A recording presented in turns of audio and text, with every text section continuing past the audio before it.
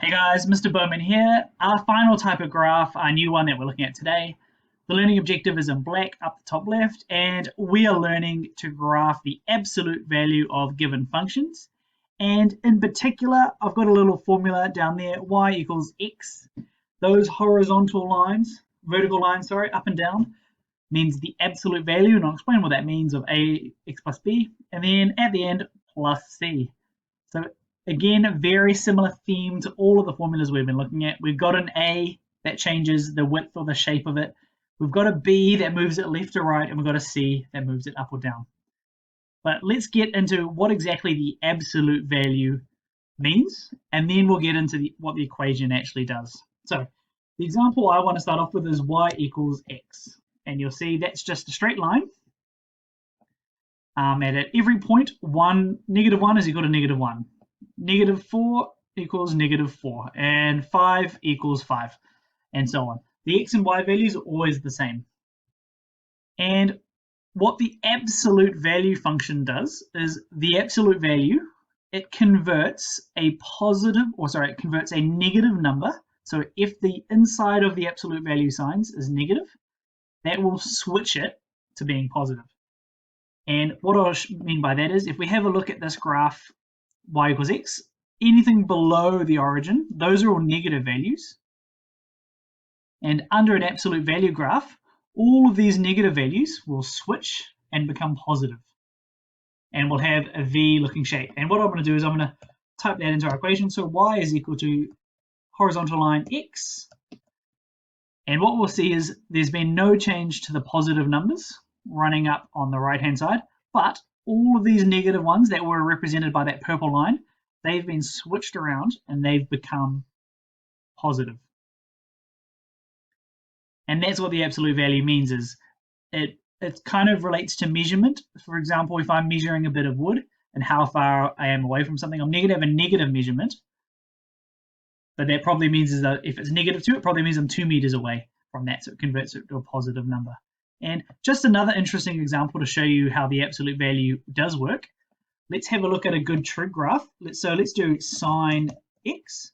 So we can see there's lots of positive, goes from positive to negative, and repeats. But let's make that the absolute value. So what we would expect is all these negative values, they're going to flip to the top, and we're just going to see maybe some bumpy hills that up and down with no negative ones. So let's add in those absolute value signs. There you go.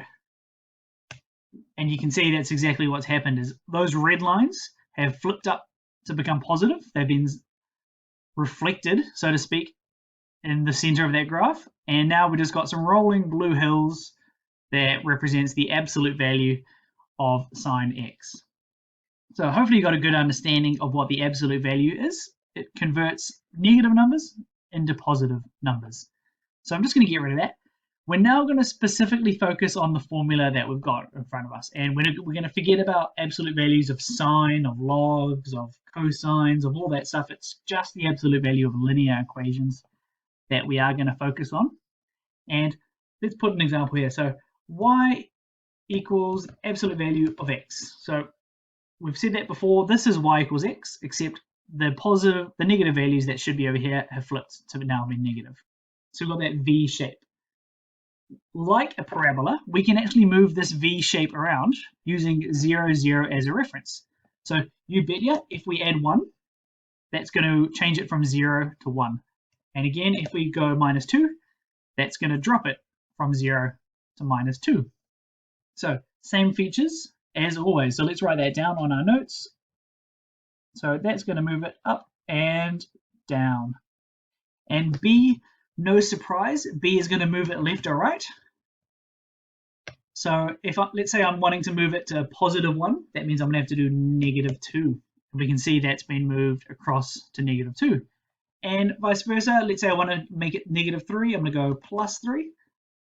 And that point has been shifted across the axes. So we're not surprised by that.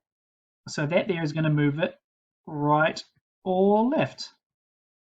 And the A value, well, that kind of changes the gradient. That'll affect the steepness of our absolute value curve. So let's get rid of the 3. let's change that to 2. So we can see it's kind of like a parabola. That steepness has gone up. And if we wanted to make it wider, or that V wider, what we can do is we can make that a number below 0. So let's make that 0.5. We can see it's a lot shallower than that. And just to contrast them, so let's change that to 5. We can see how steep it is, and let's compare that to the original absolute value shape. So we can see very similar to a parabola and what we've done there. And the final thing is we can do all 3 in one go. So let's try to make it really skinny. So let's make that 10.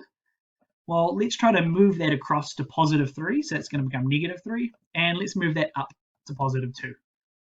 Like that, we can change all of them. There are some tricks that we need to know for calculating the equation of these graphs, but we'll get into that in a little bit.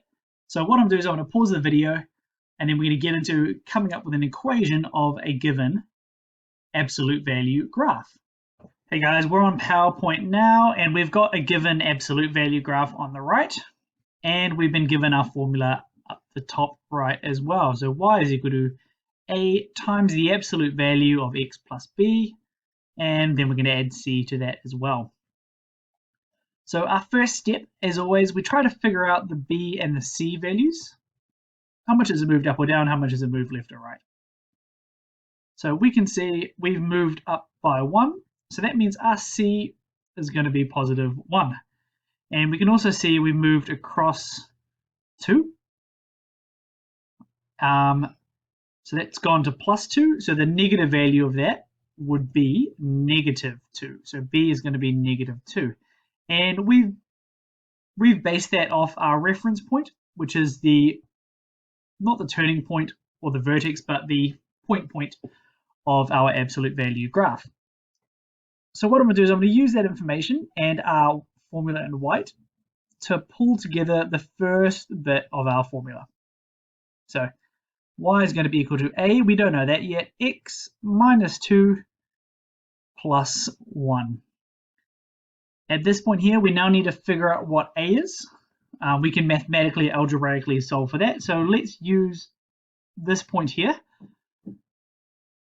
And that appears to be 3, 3. So at that point there, x is equal to 3 and y is equal to 3 as well. So let's put both of those back in. So y is equal to a, the absolute value of 3 minus 2, absolute value plus 1.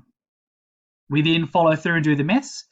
So the point I want to emphasize is the absolute value of 3 minus 2. So the absolute value of 3 minus 2 is going to be the absolute value of 1. And the absolute value just tries to ensure everything in the middle stays positive. Because it's +1 already, that means that is just going to be 1. So we'll quickly rub out that working or update for that. So that means 3 is going to be equal to 1a plus 1, which means a is going to be equal to. And that means our equation, y is going to be equal to 2 times the absolute value of x minus 2 plus 1.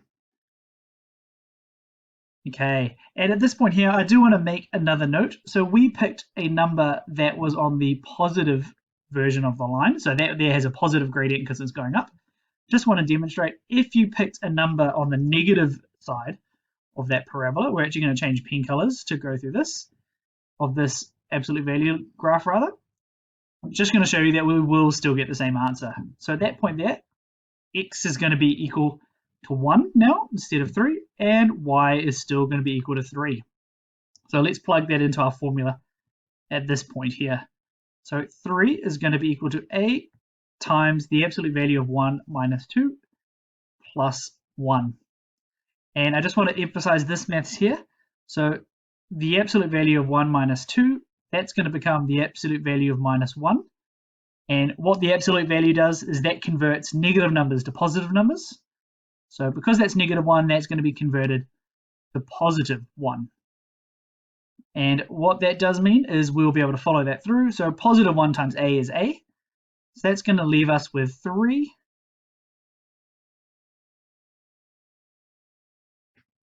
3 equals a plus 1. So 3 equals a plus 1. We're then going to solve that. So again, a is still 2. And based on that approach, we'll still get the same formula at the end as well. So hopefully you found today's video or today's second video on the absolute value graphs useful. Now let's stop. Let's make sure we get down our notes and examples, and let's get into some questions.